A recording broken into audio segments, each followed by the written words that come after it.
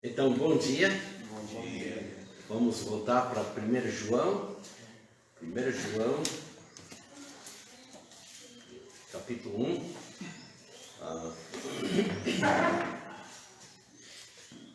Eu quero ler capítulo 2, versículos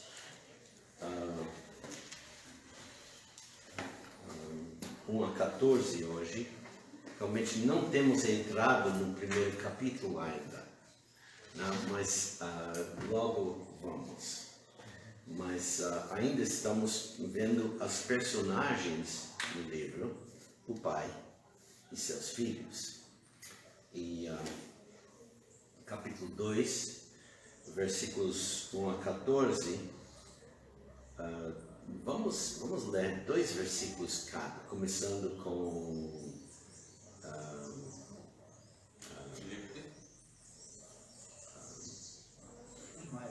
Filipe, capítulo 2, versículos 1 e 2, Gabriel 3, 4, Luciano 5, 6, e assim eu termino lendo 13 e 14. Pode ler. 1 João 2, versículo 1 e 2. Meus filhinhos, estas coisas vos escrevo para que não pequeis. E, se alguém pecar, temos um advogado para com o Pai, Jesus Cristo, o justo.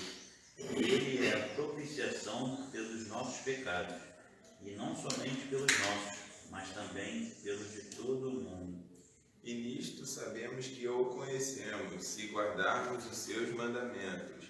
Aquele que diz, eu conheço e não guarda os seus mandamentos, é mentiroso e nele não está a verdade. É 1 ou 2? Capítulo 2, versículos 5 e 6. Isso. Mas qualquer que guarda a sua palavra, o amor de Deus está nele, verdadeiramente aperfeiçoado.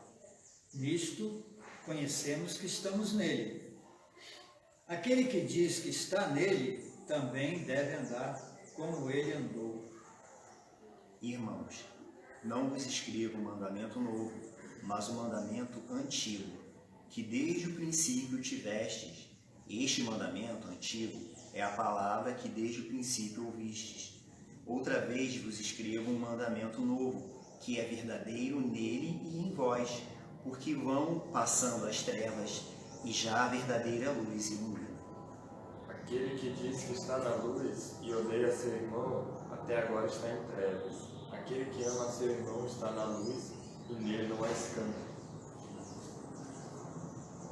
Mas aquele que odeia a seu irmão está em trevas e anda em trevas e não sabe para onde deva ir, porque as trevas lhe cegaram os olhos.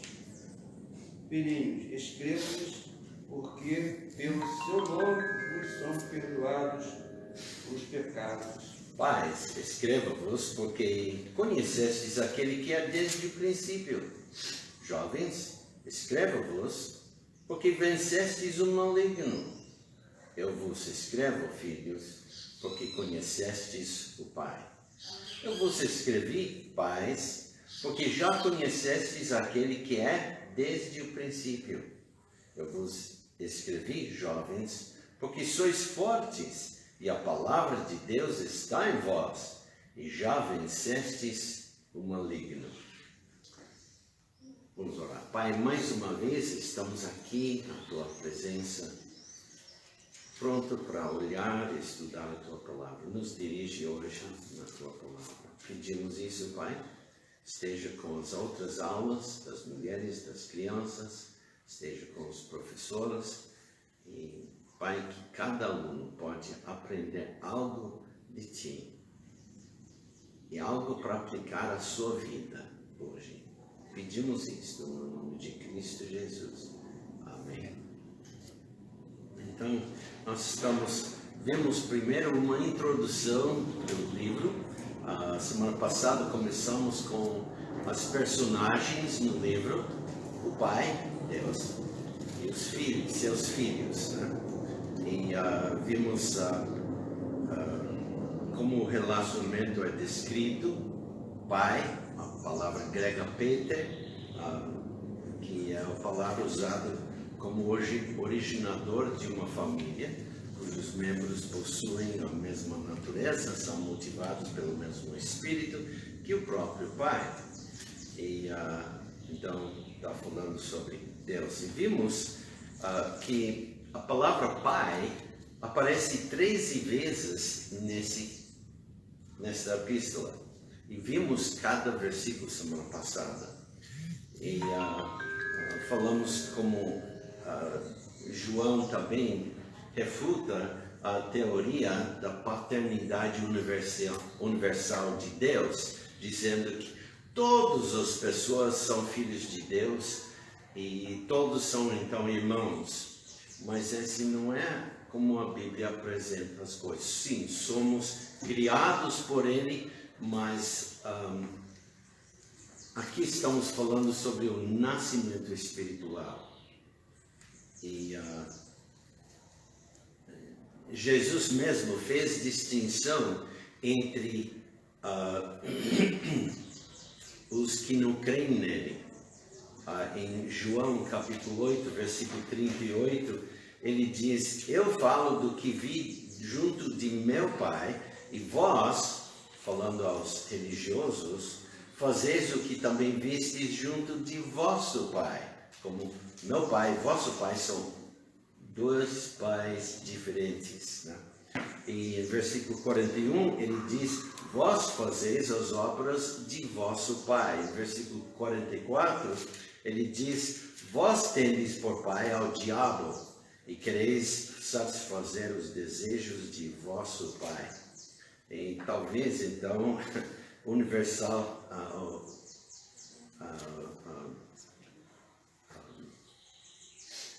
a paternidade universal de Deus, tá? É o mais correto, o diabo, porque todos nós nascemos não salvos e aceitando Cristo que como nosso único suficiente Salvador, que nós somos transferidos daquela família para a nova família de Deus.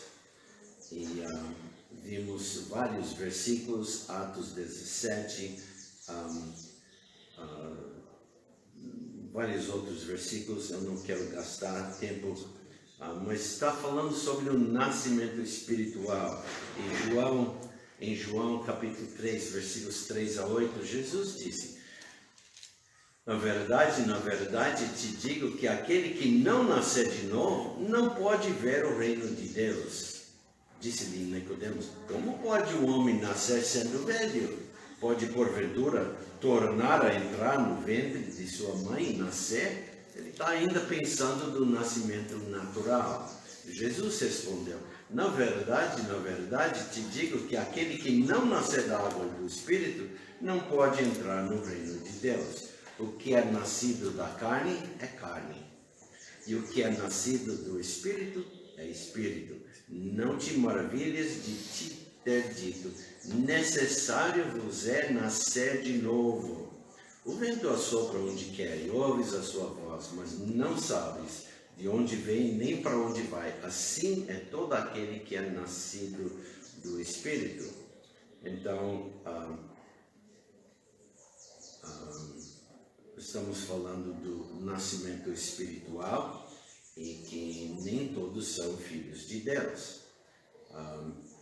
Paulo considerava Timóteo como seu filho na fé, né? E quando nós lemos agora em João capítulo 2, diz na fé, não é? Tentando. A internet parece não estar. Parece que a internet saiu e voltou.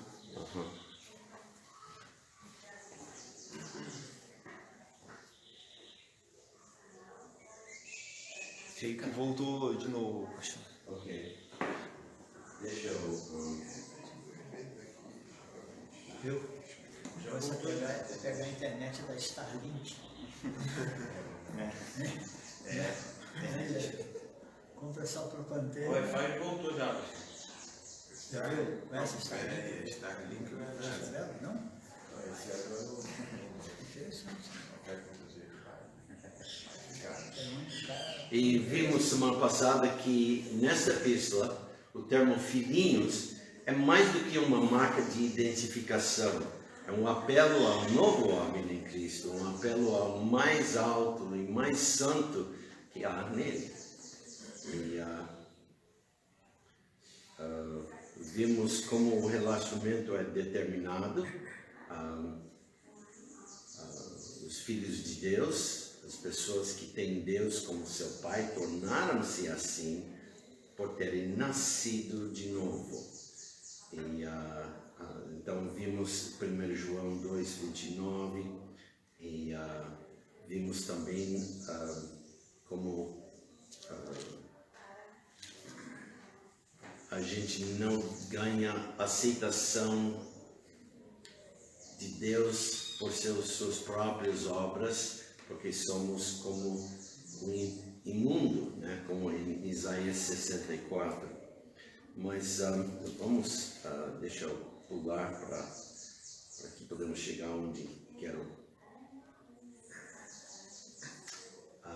Vimos em Mateus 6:33, o homem que nasceu de novo busca primeiro o reino de Deus e sua justiça, como Jesus ensinou. E vimos também em 1 João 2:29, se sabeis que ele é justo, sabeis que todo aquele que pratica a justiça é nascido dele. E falamos sobre a palavra sabeis desse versículo. O primeiro uso da palavra saber é a palavra grega aida. Isto percebido intuitivamente ou por observação. O segundo uso da palavra saber, traduzido, é da palavra gnosco, e significa conhecer, conhecimento adquirido através do processo intelectual de aprendizagem é uma coisa, o conhecimento adquirido pela experiência, por uma relação ativa entre aquele que sabe e a pessoa, a coisa conhecida, é muito superior ao primeiro. E fomos ver também a palavra nascido em 1 João 3:9 e também em 1 João 5:18. E terminamos olhando 1 João 4:8-16, onde diz: aquele que não ama não conhece a Deus, porque Deus é amor. E versículo 16: e nós conhecemos e cremos no amor que Deus nos tem. Deus é amor, e quem está em amor está em Deus e Deus nele. Então, o amor é aquele atributo eterno de Deus pelo qual ele é movido e se comunicar ao homem, em favor do homem, independentemente de qualquer sacrifício de sua parte. Então, ele é chamado o Deus de amor. Então, nós vamos agora para 2 Coríntios, versículo 13, para continuar vendo que Deus é amor e que ele é o Deus de amor. Na 2 Coríntios, capítulo 13, versículo 1 diz: quanto ao mais, irmãos, regozijai-vos, sede perfeitos, sede consolados, sede de um mesmo parecer, vivei em paz, e o Deus de amor e de paz será convosco. Nascer de novo é o equivalente a se tornar um participante da natureza de Deus. Nós lemos em 2 Pedro, capítulo 1, versículo 4, nós lemos 2 Pedro 1:4, pelos quais ele nos tem dado grandíssimas e preciosas promessas, para que por elas fiqueis participantes da natureza divina, havendo escapado da corrupção que pela concupiscência há no mundo. E aqui, mais uma vez, fazendo a distinção entre os filhos de Deus e o mundo. É visto que Deus é amor, e nosso novo nascimento traz consigo a semente do amor divino. Em Romanos capítulo 5, Romanos 5 agora, versículo 5. Romanos 5, 5, nós lemos Romanos 5, 5. E a esperança não traz confusão, porquanto o amor de Deus é derramado em nossos corações pelo Espírito Santo que nos foi dado. O homem que não conhece Deus não tem o Espírito Santo. Visto que Deus é a fonte de amor, João está dizendo que o amor mútuo dos crentes é evidência de que eles são filhos de Deus. Exibir o amor divino é uma prova de um crescente conhecimento experiencial de Deus. E então, voltando para 1 João, capítulo 4, 1 João, capítulo 4, podemos ver esse outro versículo 8, que diz: aquele que não ama não conhece a Deus, porque Deus é amor. Essa declaração, não conhece a Deus, inclui a ausência do novo nascimento. Quem que não conhece a Deus, não é nascido de novo. A exortação para amemo-nos uns aos outros, em versículo 7, amados, amemo-nos uns aos outros, porque o amor é de Deus, e qualquer que ama é nascido de Deus e conhece a Deus. Aquele que não ama, não conhece a Deus. Não está dizendo que uma pessoa do mundo não pode amar o outro. Temos que ver versículo 7. Amados, amemo-nos uns aos outros. E aquele que não ama, não conhece a Deus. Não faz parte dessa. Amemo-nos habitualmente uns aos outros. É um amor recíproco que só pode ser demonstrado pelos amados, porque o mundo não ama o Filho de Deus. O mundo não ama Cristo. Então, não ama.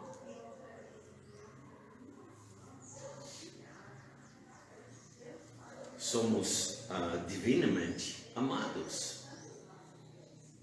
Como os filhinhos estão em comunhão com o Pai, um fluxo, obrigado. Eu sempre tenho problema com essa palavra. Um fluxo perpétuo de amor flui dele para nós, e assim de nós para o outro.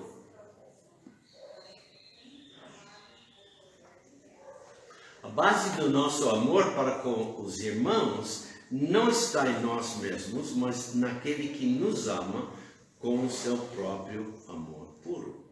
Se amamos a Deus, que nos deu o novo nascimento, amaremos também aquele que é gerado, ou nascido de Deus. Em 1 João, capítulo 5, versículo 1, nós lemos: todo aquele que crê que Jesus Cristo, que Jesus é o Cristo, é nascido de Deus. E todo aquele que ama ao que o gerou, também ama ao que dele é nascido.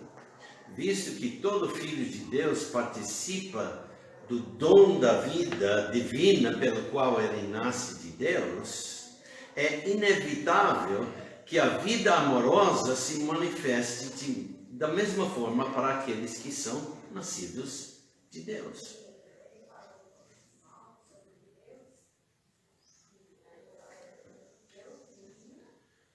Eu tenho tentado identificar as pessoas abordadas na epístola e vamos olhar para mais um versículo em que aparece a palavra nascido. Versículo 4 do capítulo 5. Porque todo o que é nascido de Deus vence o mundo, e esta é a vitória que vence o mundo, a nossa fé. Quem são os nascidos de Deus? Agora é sua vez. Quem são os nascidos de Deus? Foram aqueles que dele foi nascido. Que dele Foi nascido. foi nascido. Pode fazer em outras palavras alguém? Somos mais que vencedores. São vencedores, mas nascidos de Deus. Pessoas que têm experimentado o novo nascimento. Acho que por Cristo, né? Acho que Por sim. Cristo, É a exato. única forma, né, de nascer de novo. Que, em outras palavras, são aqueles que foram gerados por Deus, que lhes foram comunicados por Deus sua própria natureza. Eles são aqueles que ele conferiu a disposição de filhos. Porque não todo mundo no mundo tem isto, sendo filho de Deus. Desde o momento desta experiência regeneradora que começou na fé, está disponível para nós o poder necessário para a vitória sobre o mundo, como falou Vitória. Não se espera que lutemos novamente a batalha que Cristo já venceu por nós. Salvação, né? Em João 16, versículo 33, diz: Tenho-vos dito isto, para que em mim tenhais paz. No mundo tereis aflições, mas tende bom ânimo. Eu venci o mundo. Ainda temos a natureza velha, e de vez em quando nós experimentamos de derrotas. Quando? Quando tiramos nossa atenção, nossas prioridades de Deus, de Cristo, da palavra de Deus para o mundo. Assim como começamos nossa nova vida com fé, confiando na obra redentora de Cristo, continuamos andando pela fé, confiando em sua palavra revelada. A vitória que conquistamos dia a dia é nada mais, nada menos que nossa apropriação da vitória que nosso Senhor conquistou de uma vez por todos. Temos que apropriar isso, quer dizer, tomar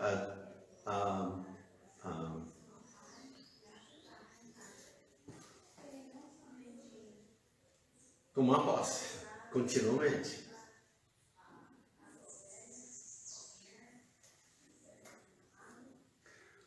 No outro lado, o poder deste sistema mundial não deve ser subestimado. Suas múltiplas tentações devem ser consideradas. O cristão no mundo está em conflito. Você está em conflito cada dia. A palavra venci, eu achei interessante, é a palavra grego nik. Quantos de vocês já têm comprado os tênis Nike, né? Nike. É essa palavra, Nike, ou em inglês nós pronunciamos Nick, mas Como é que é a pronúncia em grego? É Nick Como mesmo? saber? acho que é O Nike. grego koiné já está morto, né? Está morto, né? Não tem essa. Pode ter uma base com o grego moderno, né? A pronúncia do grego que foi escrito na Então, essa palavra Nike ocorre aqui apenas no Novo Testamento. O único uso da palavra Nike, venci, ganhar, né? Vencer, ocorre apenas aqui e fala da conquista que os filhos de Deus podem experimentar dia a dia por meio da fé. A posição que nos causa problemas já está superada. Aquele que continua a vencer, a conquistar, é aquele que se apropria da vitória já conquistada.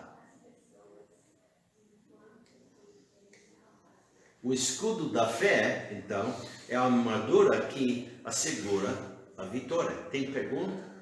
Tem comentário? Se não, vamos para Efésios 6. Vamos ver a armadura.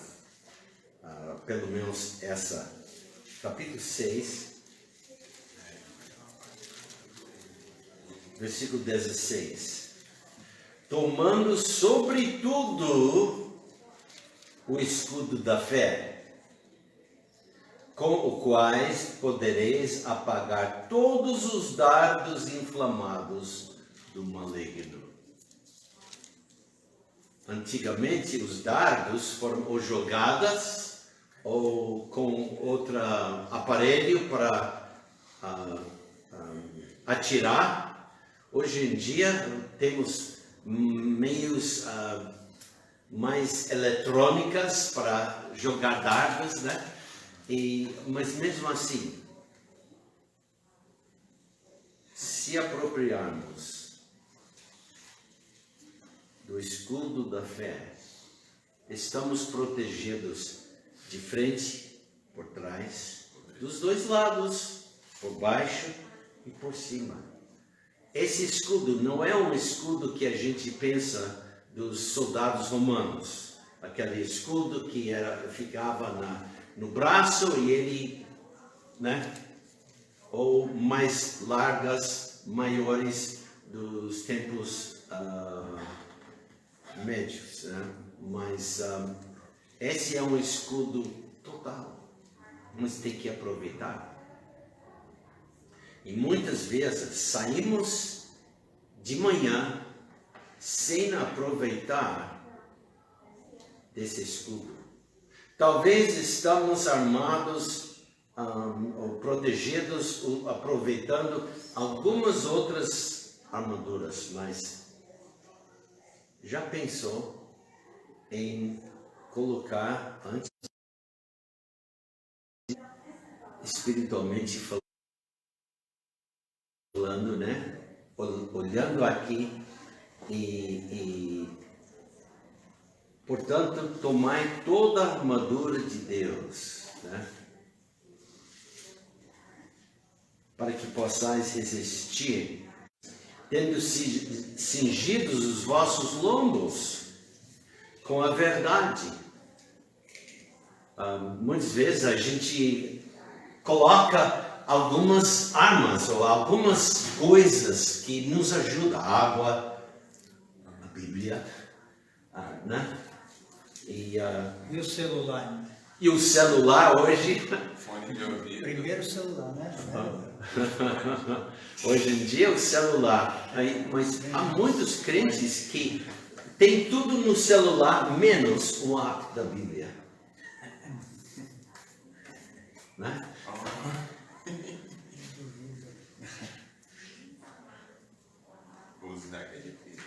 E a vestida a couraça da justiça a Deus me dirige hoje para que eu fique sempre seguindo a tua verdade. Usar a couraça da justiça. Pai, me ajuda a pensar e falar em maneiras justas. Calçados os pés na preparação do Evangelho da paz. Pai, me ajude para que qualquer oportunidades de repartir as novas do Evangelho, as boas novas de Cristo. Pois não. Segundo estou entendendo, o irmão está colocando, primeiramente, em vez de levar a Bíblia debaixo do braço, tem que buscar Deus em casa, primeiramente. Né? Em casa? Sim. Estou entendendo? Antes de sair. Essa deve ser a primeira preparação, né?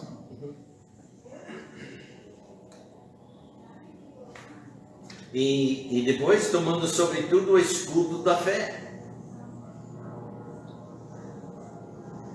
Obrigado, Pai, pelo escudo. Me ajuda, me protege, me dá discernimento.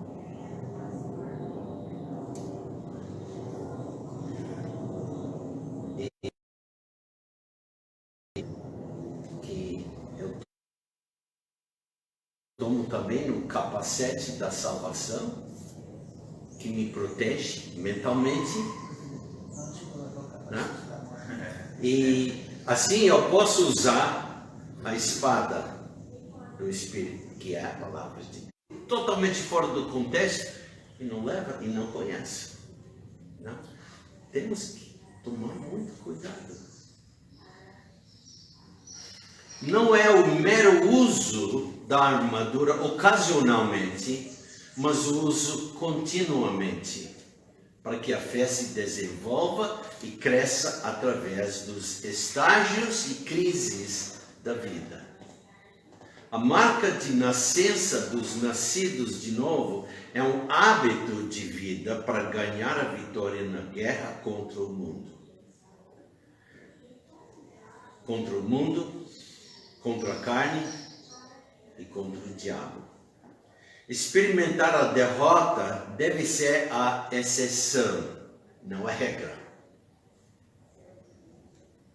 Os filhinhos, os nascidos todos, estão de posse permanente do poder de vencer o mundo, se eles aproveitam. O segredo para uma vida vitoriosa é, primeiro, nascer e depois acreditar e desenvolver. 3 vezes em 1 João capítulo 5, vamos voltar lá, 3 vezes em capítulo 5, 1 João capítulo 5, 2 versículos, temos a frase vence o mundo. 3 vezes em 2 versículos. Porque todo o que é nascido de Deus vence o mundo.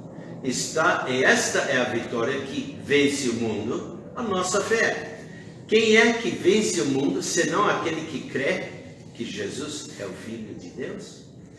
É dirigido àqueles que são nascidos de Deus. O novo nascimento nos dá potencial de uma nova fé, que por sua vez possibilita novas vitórias todos os dias. Não há outra maneira de vencer o mundo, exceto pelo novo nascimento e uma nova crença. Quem é que vence o mundo, senão aquele que crê que Jesus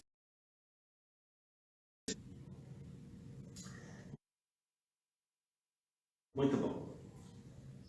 Então, temos visto as personagens, o pai e seus filhos. Agora vamos passar para outra parte que eu acho muito interessante e importante antes de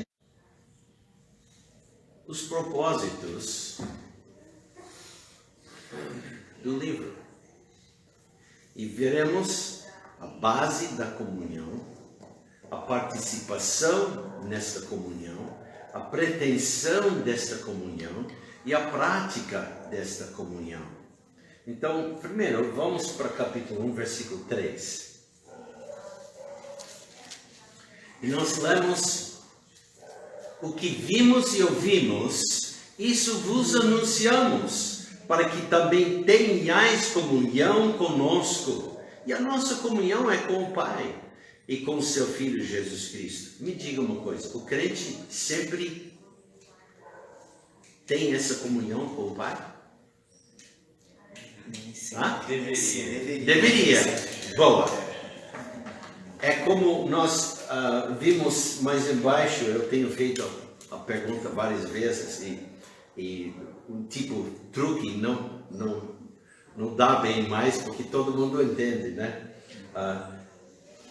Se confessarmos nossos pecados, Ele é fiel e justo para nos perdoar os pecados e nos purificar de toda injustiça. O crente pode andar nas trevas?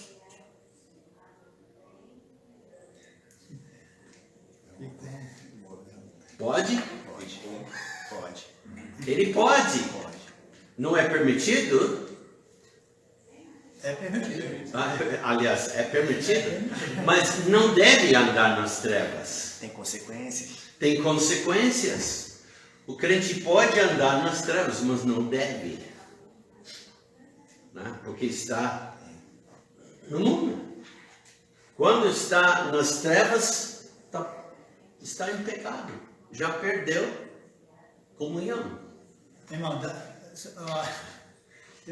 aquele era um crente que a gente aqui costumamos dizer na gíria, um crente gaiato, né? Cheio de graça.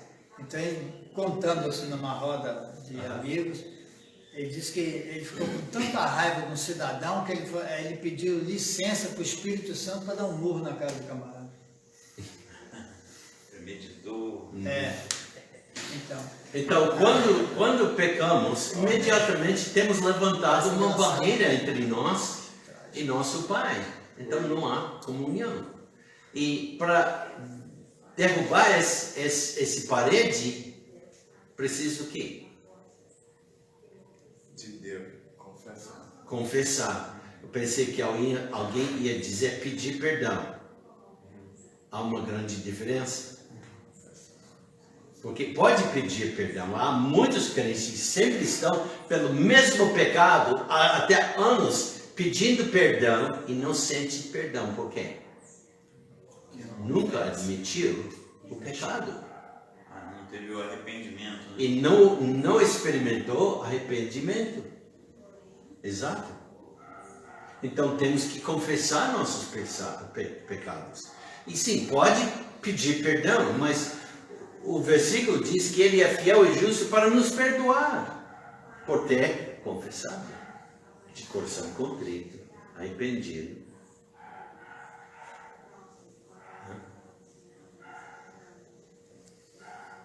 Então, o que vimos e ouvimos, isso vos anunciamos, para que também tenhais comunhão conosco, e a nossa comunhão é com o Pai e com o seu Filho Jesus. O pensamento em versículo 3 é a continuação do versículo 1.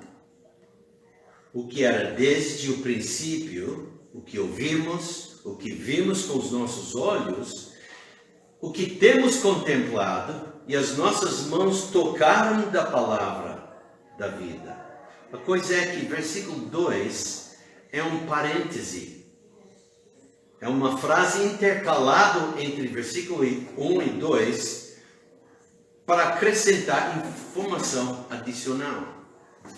Porque a vida foi manifestada e nós a vimos e testificamos dela e vos anunciamos a vida eterna que estava com o Pai e nos foi manifestada. O que vimos e ouvimos, isso vos anunciamos. Né? O primeiro dos propósitos para os quais a epístola foi escrita é que o leitor possa desfrutar da verdadeira comunhão cristã. Esta palavra comunhão aparece 4 no primeiro capítulo. E é uma das palavras mais importantes desta carta. A palavra português, comunhão, usada aqui, geralmente significa o quê? Sociabilidade. Sociabilidade. Realização de algo em comum. Uma relação amigável, relação social. Sabemos o que a palavra significa. Então, não questionamos seu uso aqui nesse versículo. Mas, por acaso, decidi ver. Fiquei surpreendido. Descobri que isso não é o que João tinha em mente. Na época em que escreveu essa carta para ser enviada às igrejas, ele era um homem velho, idoso, e com certeza não pensava em sentar-se para desfrutar de uma temporada de mera relação amigável com todos os seus leitores. Este uso comumente aceito da palavra não poderia ter sido o primeiro nos pensamentos do apóstolo.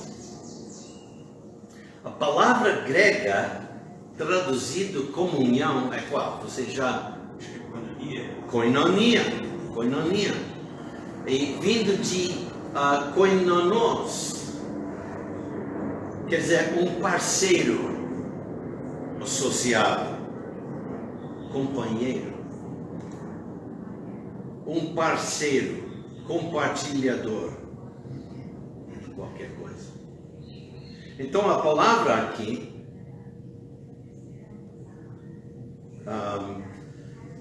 significa parceria.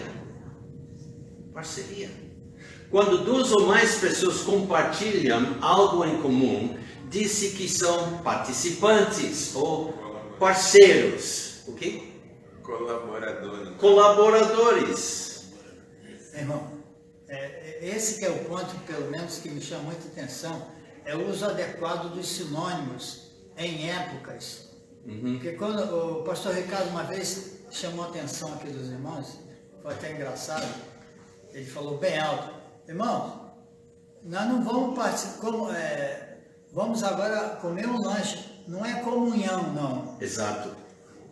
Aí, legal. Então, mas por aí as igrejas usam comunhão como se fosse reunir e comer. Da mesma maneira, agora, irmão, só porque eu queria entrar nessa palavra parceiro.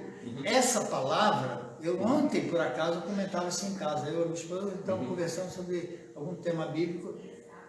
E eu disse: olha, quando eu era menino, morando ali no Barreto, perto de Neves, meu pai me proibia de usar essa expressão dentro de casa. Por quê? Não. Qual é? Parceiro. O parceiro? A minha avó me ameaçava com a correr se eu usasse essa expressão. Por quê? Porque era termo, e ainda é, naquela época era mais, do pessoal do baralho, da esquina da cachaça, da roda de samba, do futebol. Então era a turma execrável, ou seja, aquela turma não era de família. E minha avó não era crente ainda, meu pai também não, mas eles zelavam por vamos dizer assim, um ambiente familiar em que a família não participava daquilo. Então essa expressão era usada lá, e eu ouvi muito. Então quando eu ouço essa palavra na boca de crentes, você sempre relaciona com esse uso. Exatamente. Agora mas não é sempre esse uso. Não estou usando desse. Eu sei, mas o meu ponto é que eu, pelo menos, creio que as expressões adequadas, elas devem permanecer, porque senão cai na chocosidade, né? Cai no liberalismo. Ah, não, mas isso era aquela época, isso o irmão fala. Não, naquela época, não, hoje parceiro é comunhão, aí mistura tudo. Se a gente não preservar as expressões, por exemplo, a expressão, a Bíblia Almeida usa cooperadores, o Paulo usa cooperador, e pouquíssimas crentes usam a palavra cooperador, né? Alguns acham feio. Nós vamos chegar lá. Cooperador, aí sim, aí encaixa na raiz da palavra.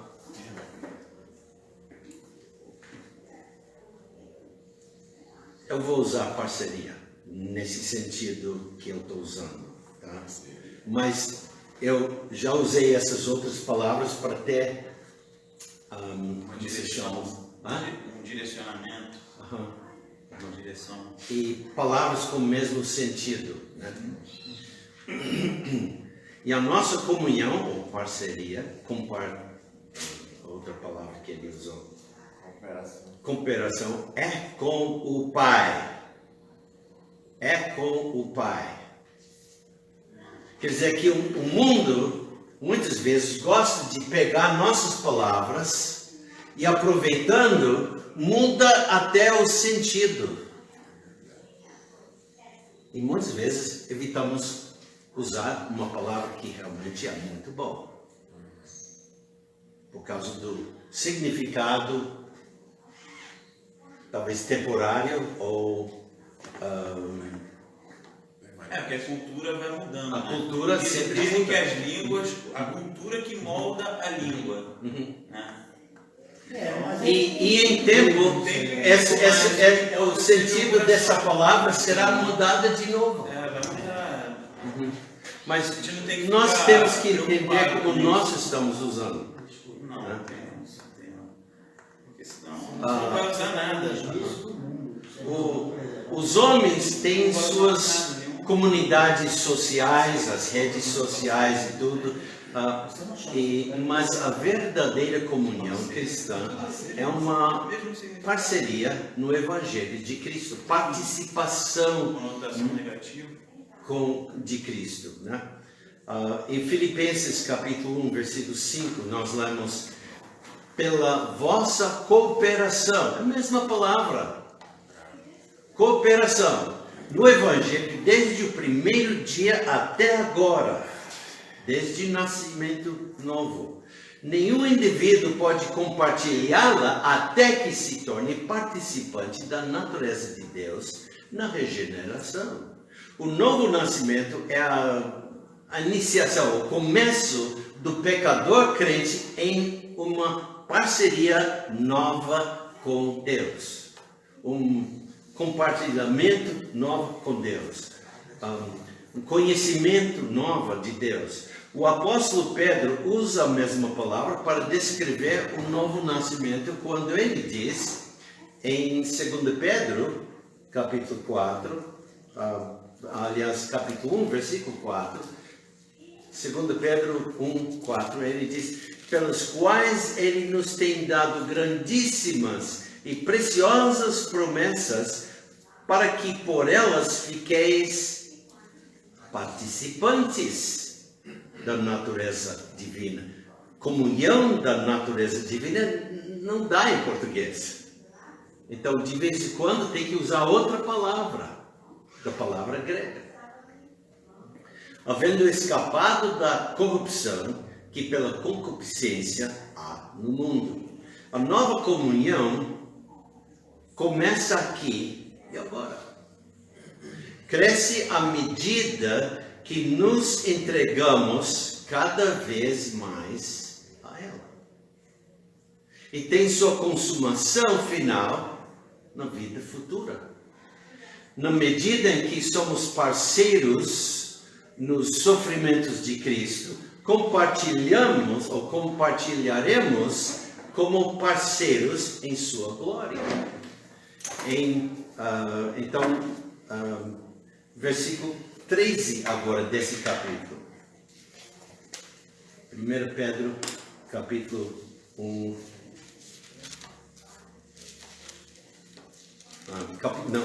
Capítulo 1 Pedro, eu estou em 2 Pedro. 1 Pedro, capítulo 4, versículo 13. Mas alegrai-vos no fato de serdes participantes das aflições de Cristo, para que também na revelação, na sua glória, vos regozijeis e alegreis. Usando a mesma palavra, koinonia. Em 1 Pedro capítulo 5, versículo 1. Aos presbíteros, pastores, que estão entre vós, admoesto eu, que sou também presbítero com eles, e testemunha das aflições de Cristo e participante da glória que se há de revelar. A mesma palavra grega, né? Paulo aparentemente tinha em mente a futura parceria com Cristo em sua glória quando escreveu em Filipenses capítulo 3. Filipenses capítulo 3, versículo 10. E nós lemos: para conhecê-lo e o poder da sua ressurreição e a comunicação de suas aflições, sendo feito conforme a sua morte. Agora é traduzido com a palavra comunicação. Ele sabia que aqueles santos que tomariam a cruz e alegremente seriam participantes de sua vergonha e sofrimento, terão uma participação maior na vida futura. Então ele exorta a Timóteo em 1 Timóteo capítulo 1, 1 Timóteo capítulo, aliás, 2 Timóteo capítulo 1, 2 Timóteo capítulo 1, versículo 8. Portanto, não te envergonhes do testemunho de nosso Senhor, nem de mim, que sou prisioneiro seu, antes, o quê? Participa das aflições do Evangelho segundo o poder de Deus. A mesma palavra usada novamente. E em versículo 12, ele diz, se sofrermos, participando com ele reinaremos. Então,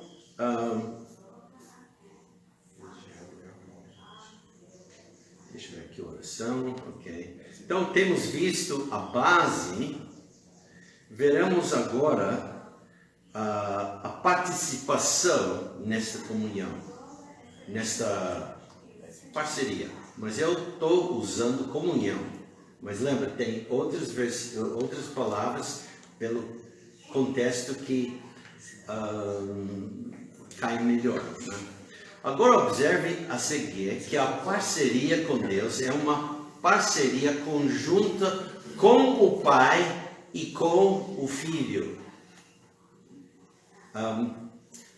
No Evangelho de João, capítulo 1.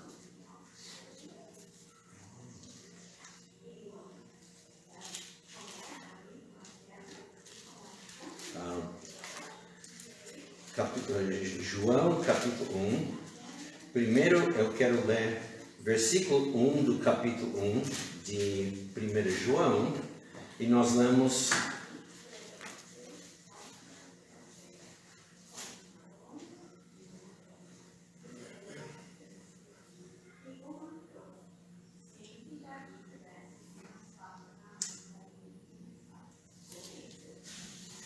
versículo 3. 1 João 1,3, o que vimos e ouvimos, isso vos anunciamos, que, para que também tenhais comunhão conosco, e a nossa comunhão é com o Pai e com seu Filho, Jesus Cristo. E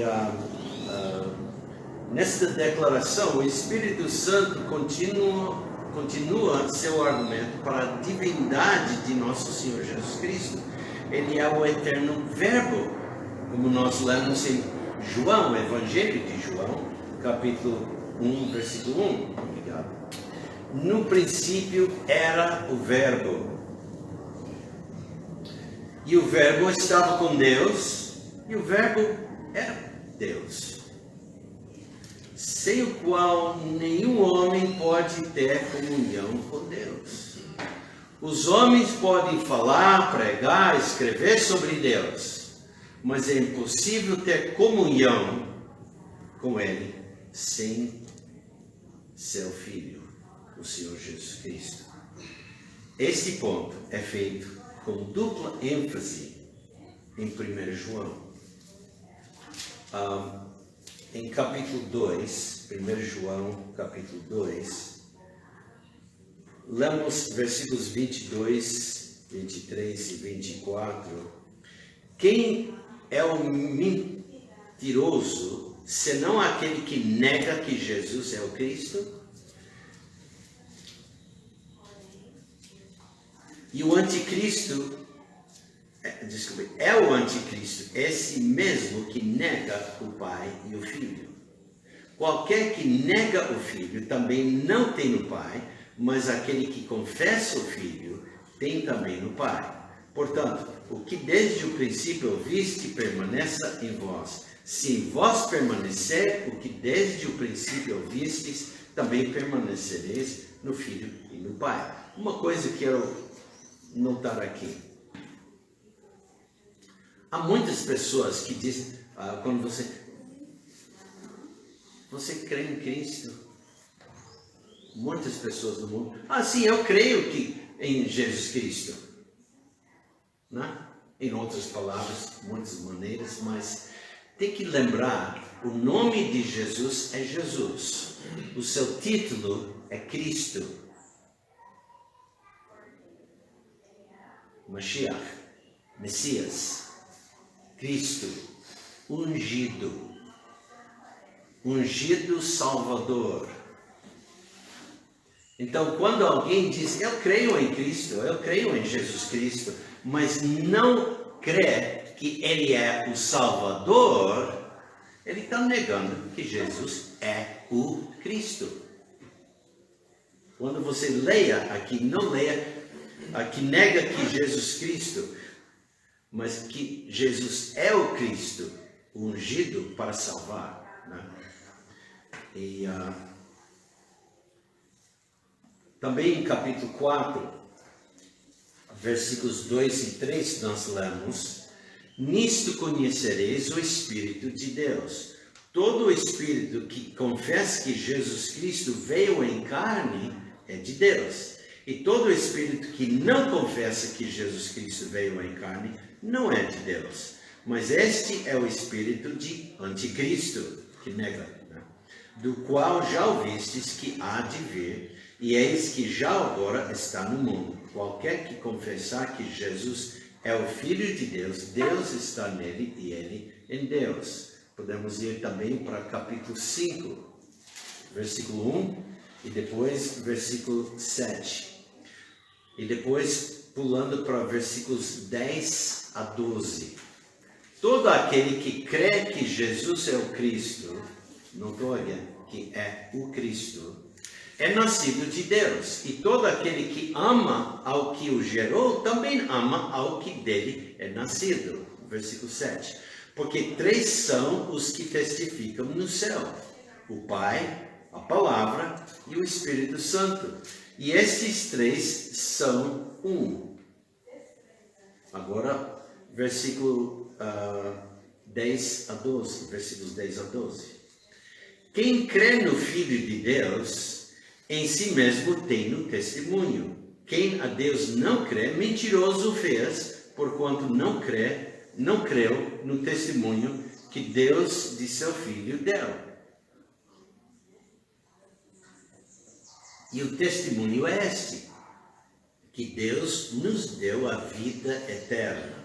E esta vida está em seu Filho. Quem tem o Filho tem a vida. Quem não tem o Filho de Deus não tem a vida. Agora pulando para o versículo 20. E sabemos que já o Filho de Deus é vindo, e nos deu entendimento para que conheçamos ao verdadeiro. E no que é verdadeiro estamos, isto é, em seu Filho Jesus Cristo. Este é o verdadeiro Deus e a vida eterna. Deus quer comunhão conosco. Quer dizer, Deus quer parceiros, participantes. Mas Ele não terá ninguém como seu parceiro e que se recuse a entrar em parceria com seu Filho, em comunhão com seu Filho. João alude a isso em seu único uso da palavra seio. No início do relato do Evangelho de João, Cristo é visto no seio do Pai, um termo usado para expressar seu relacionamento eterno e essencial com o Pai. O Evangelho de João, capítulo versículo 18, Deus nunca foi visto por alguém.